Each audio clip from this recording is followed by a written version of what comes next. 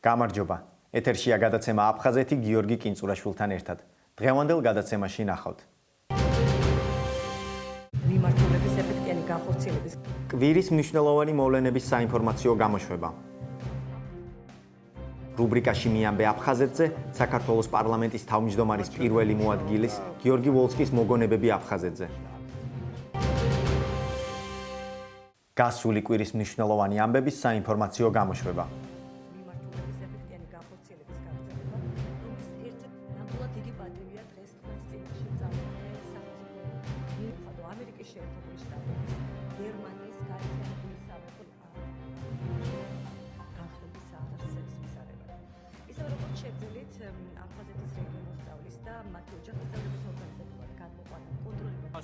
განახორციელოს შესაბამისი ღონისძიებები. მესამე და ავიაცია. რაც ალმატომია ვერ კონკრეტ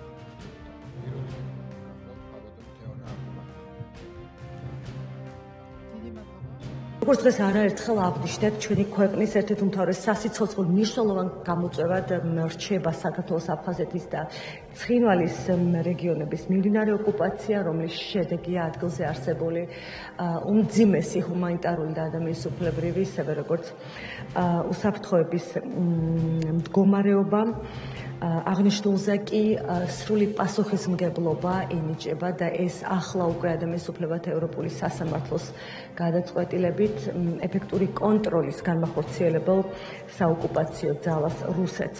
ჩვენი მიზანია საერთაშორისო თანამშრომლობის, საერთაშორისო თანამეგობრობის მხარდაჭერით გამოვიყენოთ ყველა შესაძლებლობა, რათა კონფლიქტით დაზარალებულ ყველა ადამიანს განსაკუთრებით ჩვენი დროებით ოკუპირებული რეგიონების მოსახლეობას ღირსეული ცხოვრების საშუალება მიეცეს, არ წაიშალოს ქართული კვალი, შენარჩუნდეს ქართული ენა და დაცული იყოს კულტურული უფლებები. ჩვენი ამოცანა კონფლიქტის სრულმასშტაბიან მოგვარებამდე აფხაზეთსა და ცხინვალის რეგიონში მცხოვრები მოსახლეობისთვის უკეთესი პერსპექტივის გაჩენა, მაშინაც კი, როდესაც საქართველოს ხელისუფლება დროებით ვერ ახორციელებს ეფექტურ წვდომას. სახელმწიფო მინისტრის ფუნქცია არის, რომ კოორდინაცია მოახდინოს ყველა სახელმწიფო უწყების ძალის ხმევის ამ მიმართულებით. საგანგებოდ საინტერესოა ის სამუშაო, რაც ჩაატარა სახელმწიფო მინისტრმა, რათა გაანალიზოს სტრატეგია. შეფასებითი სამუშაო, რაც ამათმა ჩაატარეს, არის უშველებელი. ეს ყველაფერი გამოდგება იმისათვის, რათა საფუძველი შეუქმნას შემდგომ სტრატეგიულ გეგმას. და ბოლოს ჩვენ კომისიაზე ახლა ყველაფერს რასაკურველად დეტალებში ვერ მოყვები, მაგრამ ჩვენ კომისიაზე ვიტყვი. სულ ეხლა ხანს COVID ცენტრში, გუდაუთის COVID ცენტრში დიდი რაოდენობით სამედიცინო აღჭურვილობა მივაწოდეთ. მადლობაც მივიღეთ. სულ ეხლა ხანს კიდევ რაღაც თემები მოხდა ისეთი, რომელიც აი ამ ურთიერთობებს საკმაოდ საინტერესოს ხდით.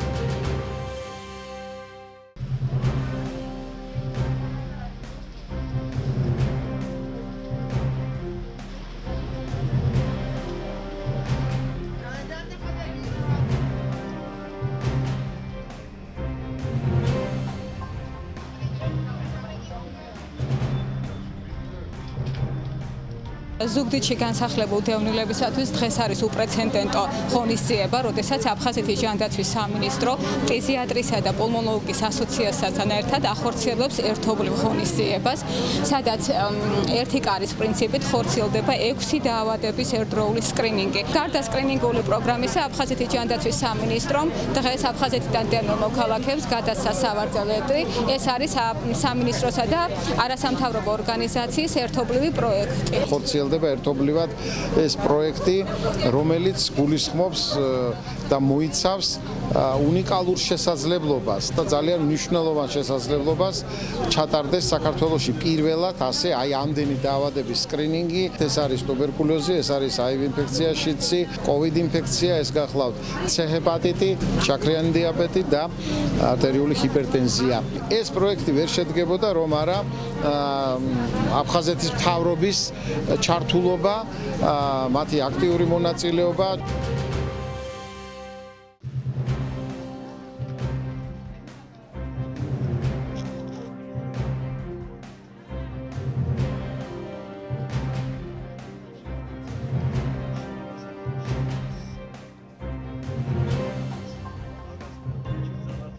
ვაგრძელებთ იმ აქციას, რომელიც უკვე 2 წელიწადია მიმდინარეობს.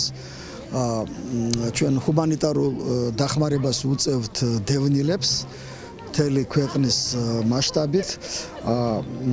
ამ ჰუმანიტარული დახმარების წყარო არის იგივე ჩვენი ხელფასებიდან შეგროვილი თანხები. არჩევნების პერიოდში დროებით იყო შეწყვეტილი, ახლა განვაახლეთ და ახალ წლამდე, სადღაც 500-მდე, 600-მდე ოჯახს თუ მეტი არა კიდევ დავეხმარებით პროდუქტებით და სხვადასხვა საშუალებებით საყოფაცხოვრებო, რაც დევნილებისთვის არის აუცილებელი. აფხაზეთის უმაღლესი საბჭო თავისი შესაძლებლობიდან პირადი შესაძლებლობებიდან თანამშრომელთან ერთად ატარებს ამ აქციას და მორიგად ჩამოვედით ჩვენ დღეს რუსთავში. ეს აქცია მოიცავს რამოდენიმე კომპაქტურ ჩასახლებას, 73 ოჯახია ჩასახლებული ამ ხუთივე ადგილას.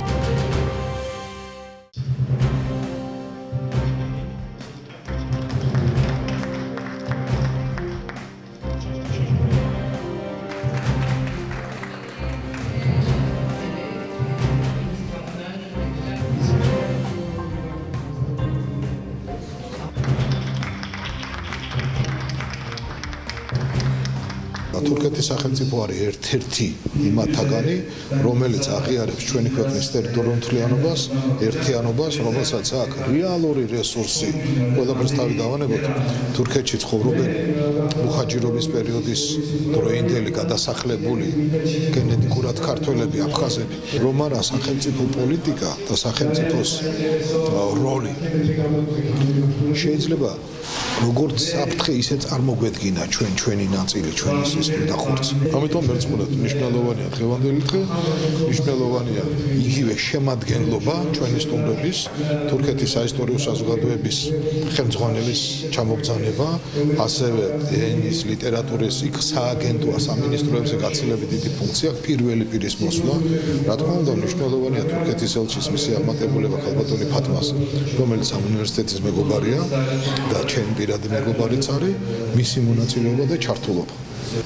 როგორც აფხაზეთის უმაღლესი საბჭოს წარმომადგენელი, ჩვენ ვართ ამ სიმპოზიუმის მხარდამჭერები, ოფიციალურად მხარდამჭერები ვართ. ჩვენთვის ძალიან საინტერესოა ის, რაც დღეს აქ ხდება. თანამშრომლობა ქართველ და თურქ ისტორიკოსებს შორის და დღეს ჩვენ ვართ მოკავშირეები, სტრატეგიული მოკავშირეები ყველა სფეროში, მათ შორის მეცნიერებაში თუ გნებავთ. ჩვენ გვაქვს უდიდესი პრობლემა, ეს არის ტერიტორიული მთლიანობის პრობლემა, სადაც ისტორიოგრაფიას განსაკუთრებული როლი ენიჭება. სამწუხაროდ ეს ასე იყო და არის, რომ აგრესორი მოდის ყოველთვის ძალადობით და ძალადობასთან ერთად ის იყენებს სიცრუეს, ანუ გაყალბებულ ისტორიას. თურქებთან თანამშრომლობას აი ამ სიყალბის მხილებაში აქვს განსაკუთრებული მნიშვნელობა. თურქია, გურჯისტან. ჩვენს ურთიერთობებს დიდი ისტორია აქვს. რომ გვაჩვენა, რომ კარგად უნდა ვიცოდეთ ისტორია და გავუფრთხილდეთ მას. ეს არ არის მხოლოდ ქართულ-თურქული ურთიერთობების ისტორია, ეს ზოგადად თურქულ-კავკასიური ურთიერთობების ისტორიაა. ვფიქრობთ, რომ ასეთი სიმპოზიუმებით ჩვენ შევძლებთ ყველა იმ პრობლემის შედარებით ადვილად მოგვარებას, რომელიც შეიძლება წარმოიშვას.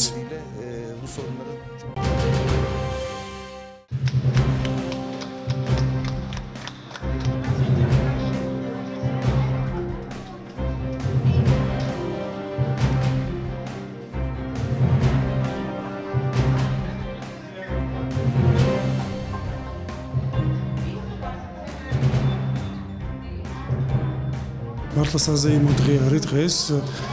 ჩვენ ძალიან ბევრი რამ გავაკეთეთ იმისათვის, რომ ეს დღე დამდგარიყო და ეს ჩვენი აფხაზეთის სკოლა, რომელიც აქ მდებარეობს თბილისის მუნიციპალიტეტში ყოფილიყო სათანადო ფორმით გარემონტებული და შექმნილიყო ყველა ის პირობა იმისათვის, რომ იმ ბავშვებს, რომლებიც სწავლობენ ამ სკოლაში, რომ ესწავლათ ძალიან მშვიდ და კარგ და სასიამოვნო გარემოში. ჩვენი სკოლები არის ქვეყნის მასშტაბით ძალიან ბევრ ლოკაციაზე და იგივე რეჟიმში გავაგრძელებთ მუშაობას ცენტრალურ განათლების სამინისტროსთან და სააგენტოსთან და გავაგრძელებთ პროცესს, რომელიც უკავშირდება ჩვენი სკოლების განახლებას. შეიძლება ეს არ არის რაღაც გრანდიოზული, მაგრამ აი ჩვენთვის, ჩვენი გუნდისთვის მართლაც არის რაღაცა ახლის საწინდარი და საწყის. ნუ უპირველეს ყოვლისა უდიდესი მადლობა განათლების სამინისტროს და ინფრასტრუქტურის სააგენტოს აქ არის ეს გუნდი წარმოდგენილი, რომელიც აი მართლა ისე აყვა აი ამ ჩვენს სურვილში. ყველაფერი დროულად მოხდა და ჩემი აზრით ძალიან ლამაზი სკოლა არის. და ნუ აი სიმბოლურად სურათების გალერეა გავხსენით. გარდა იმისა, რომ ერთ-ერთი ულამაზესი, ძლიერი, კარგი სკოლა იქნება, მინდა რომ ის იყოს ასევე წარმატებული. ქალბატონი ეკას აქტიური ჩართულობით საგანმანათლებლო და სამეცნიერო ინფრასტრუქტურის განვითარების სააგენტო ამ ზაფხულს აი ესე უცბად მოკლე დროში დაგეგმა ეს სამუშაოები. განხორციელდა მეორე სართულის ფაქტიურად სრული რეაბილიტაცია. ძალიან მოხარულები ვართ, რომ აი ესეთი სიხარული მივანიჭეთ ბავშვებს და რა ვიცი, ყველანაირად ვეცდებით, რომ გვერდში დაუდგეთ აფხაზეთის სკოლებს.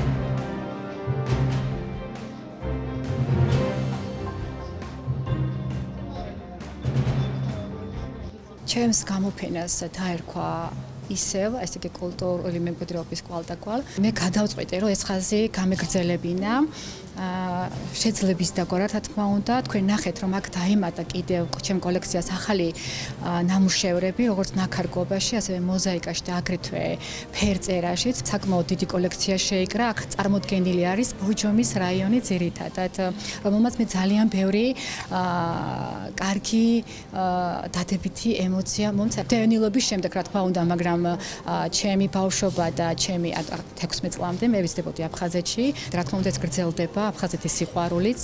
თქვენ ნახეთ, რომ აქ აფხაზეთის თემა კიდე დაემატა, რა თქმა უნდა. ბედნიერი ვარ იმითი, რომ მე შევძელი რაღაცა გარკვეული პერიოდის შემდეგ, რომ უფრო მეტი გამეკეთებინა ჩემი ქვეყნისთვის და სამშობლოსთვის.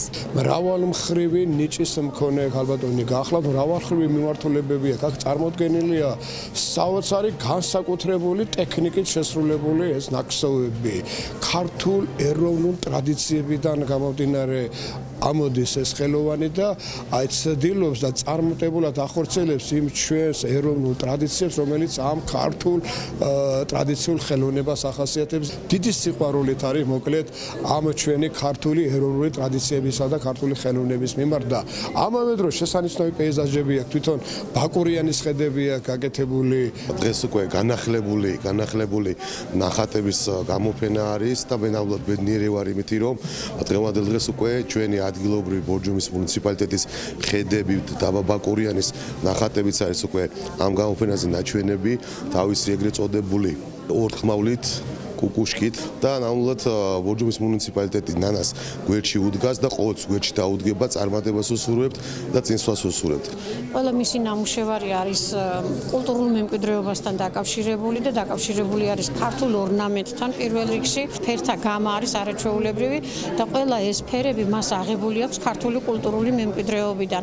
მაგალითად, იშხნის ორნამენტი აქვს წარმოდგენილი აქვს აფხაზეთიდან არაჩვეულებრივი ფერები ბიჭვინთის მოზაიკის. ასევე არაჩვეულებრივი ფერები არის ბესლეთის ხიდთან მიმართებაში. საგულისხმოა ის ფაქტი, რომ ნანა ძალიან პატარა იყო, როდესაც აფხაზეთი დაეცა და აფხაზეთიდან მოუწია წამოსვლა, მაგრამ მას ძალიან შთამბეჭდავი, ესე ვთქვათ, სურათები ახსოვს აფხაზეთიდან.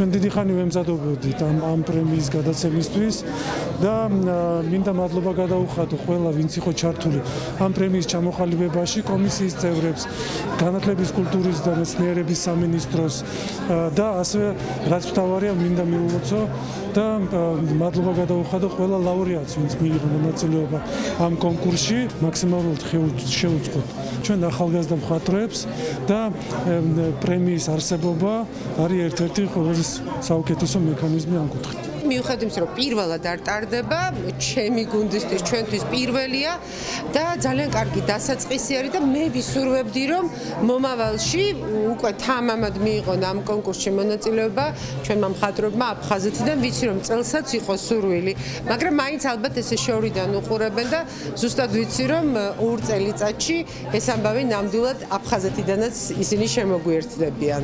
ეს მომავალი მხატვრებისთვის უკვე ასე ვთქვათ ავტორიტეტულებისთვისაც ძალიან მნიშვნელოვანია, რადგანაც ეს ერთგვარი სტიმულიც არის, ეს გამოფენაც არის, კონკურსში მონაწილეობა ყოველთვის საინტერესოა. და ამიტომ რასაკვირველია ძალიან მოხარული ვარ რომ ჩატარდა და აწი ჩატარდება. ძალიან დიდი პატივია ამ კონკურსში გამარჯვება. მით უმეტეს პირველად მივიღე ესეთ პრესტიჟულ კონკურსში მონაწილეობა, ფიზიკურად ვერ მოვესწარი აფხაზეთს და მინდოდა რომ ჩემი წარმოსახვით, ჩემი გადმოცემით გადმომესახა ჩემ ტილოზე და რაღაცნაირად გამეხადა ნათელი და ფერადოვანი ჩემი ნამუშევარი.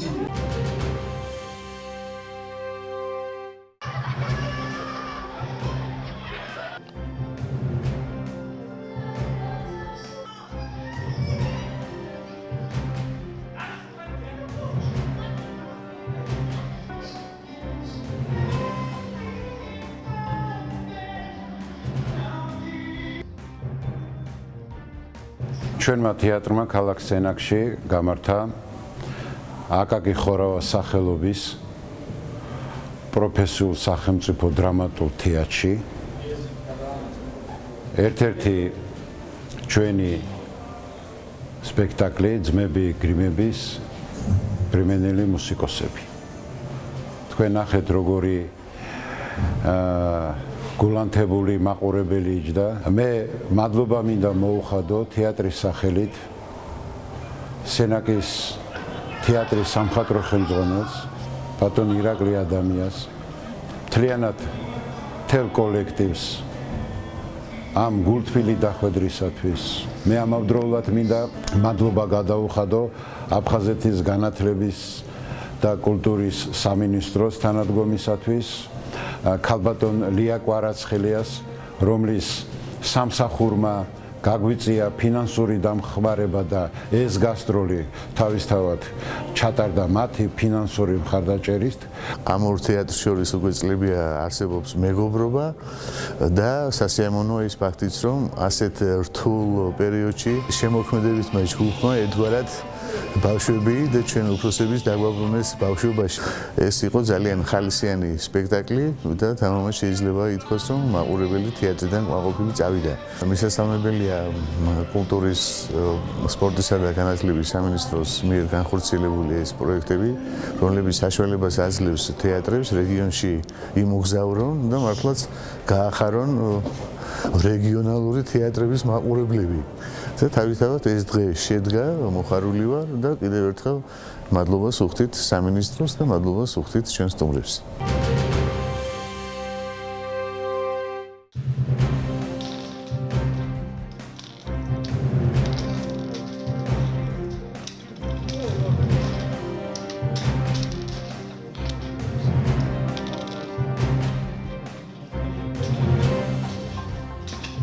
ჩვენ თვითონ ვართ ყველა აფხაზეთიდან, ქალაქ ოჩამშერიდან, სოხუმიდან, აგრილები არიან ჩვენთან.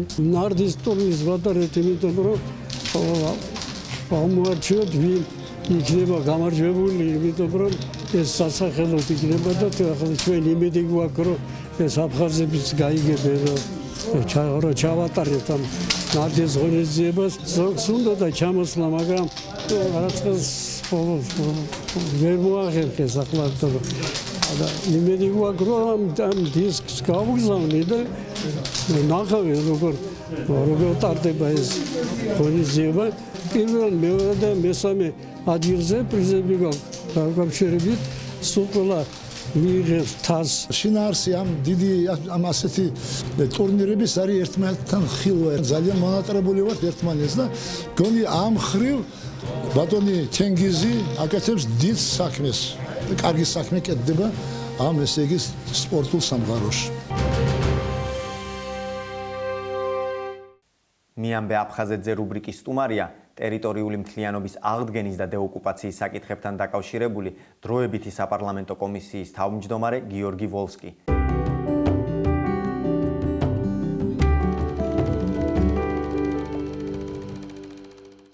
აფხაზეთი ჩემთვის ბევრს ნიშნავს, იმდენად რამდენადაც ეს არ იყო ჩემთვის მხოლოდ დასასვენებელი ადგილი, სადაც არდოდაგებს გავატარებდი ბავშვობაში. აფხაზეთი ჩემთვის სოხუმი კერძოდ უფრო ევროპული ქალაქი იყო ბევრ ასპექტში, ვიდრე ბევრი ქალაქი საქართველოში. სადაც მამა ჩემი მუშაობდა საკმაოდ დიდი ხნის განმავლობაში, 10 წლის განმავლობაში იყო აფხაზეთის ექსპედიციის მთავარი გეოლოგი. მამა ჩემი ხშირად ჩამოდიოდა თბილისში, მოდი ასე ვთქვათ, უფრო მეტ დროს იქ ატარებდა. ძალიან საინტერესო ხალხი იყო. საერთოდ ამ ექსპედიციაში ქართველები, აფხაზები, გეოლოგებს სხვანაირი ურთიერთობები ჰქონდათ, ადამიანური ურთიერთობა გეოლოგიურ ამქარში იყო ყოველთვის მისაბაძი ყველასათვის. ძალიან საინტერესო ხალხი ჩამოდიოდა, საინტერესო სტუმრები ჩამოდიოდნენ ამა თუ იმ ქვეყნიდან და სხვათა შორის დასავლეთ ევროპიდან, ამერიკის შეერთებული შტატებიდან გეოლოგები, რომლებიც თავის სპეციალობის მიხედვით რაღაც შეიძლება საერთაშორისო კონფერენციაში ღებულობდნენ მონაწილეობას საბჭოთა პერიოდის დროს, თქვათ მოსკოვში სადმე იყვნენ, მაგრამ ბოლო პერიოდი, აი კარგი მოგონება რომ წაყოლოდათ საბჭოთა კავშირზე,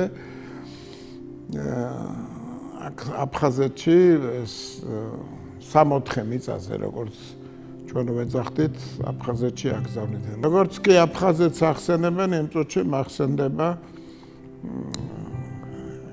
მახსენდება კელასური. სადაც გეოლოგიური ექსპედიციის ოფისი იყო, ლიანდაქსიკით პლაჟი და უამრავი რა ვიცი, გაღიმებული ხალხი. საზოგადოება რომელიც გამორჩეული იყო თავის ქალაქელობით. და ყველგან არა მარტო სოხუმში და გაგრაში, ყველა ქალაქში ესეთი განსაკუთრებული ნიშანი ჰქონდა ამ კუთხეს, რომელიც აისახებოდა ადამიანთა პორტრეტებში. ძალიან ნიჭიერი მხატვრები, ნიჭიერი მწერლები.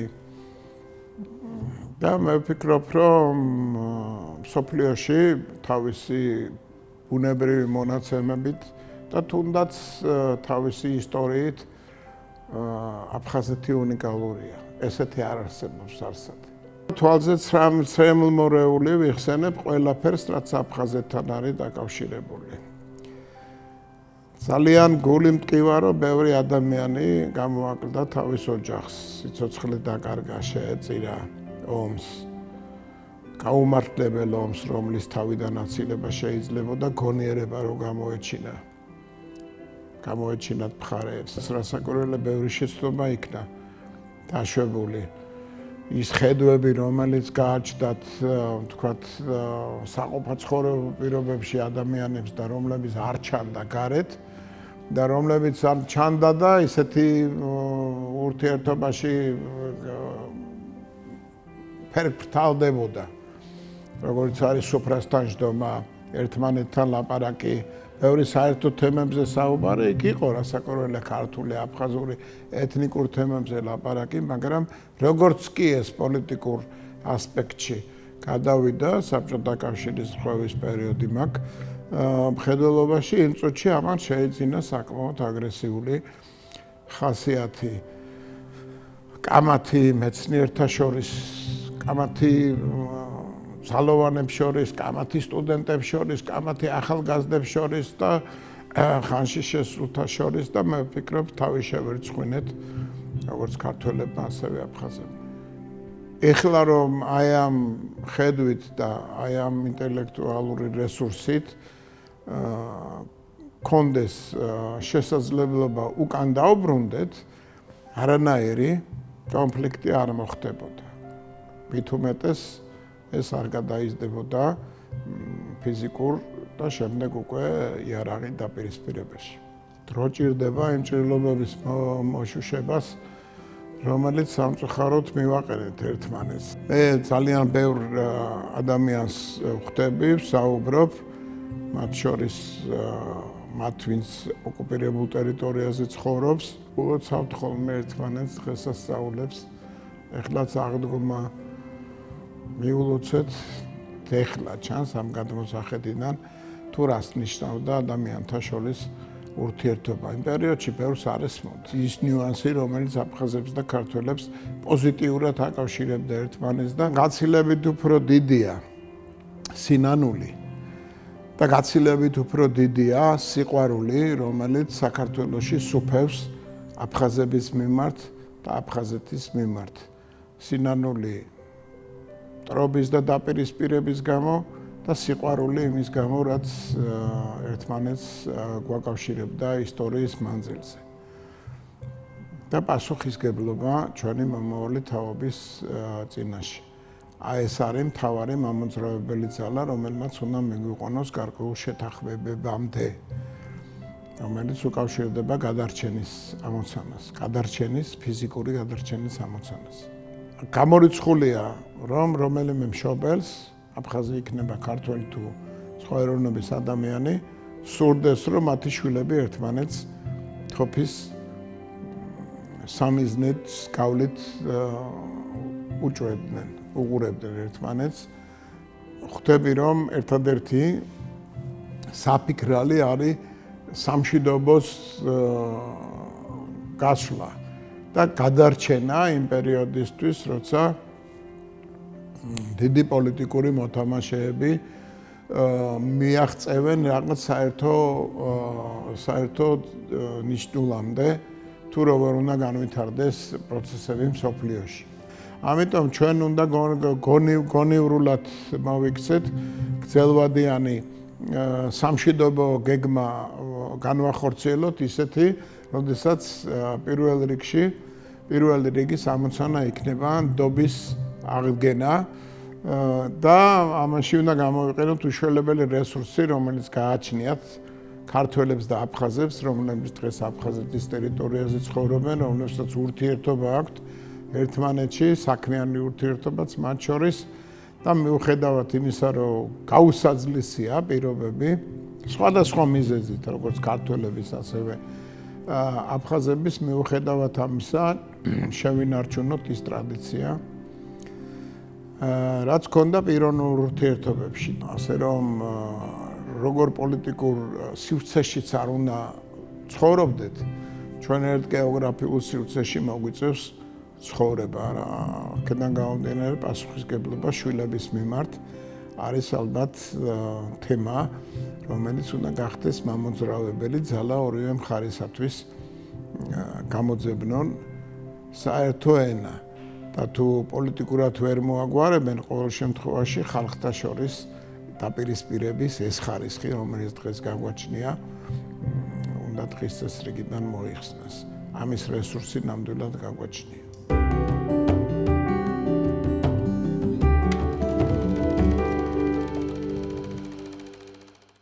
ამით ჩვენი დღევანდელი გადაცემა დასრულებულია. მომავალ შეხვედრამდე.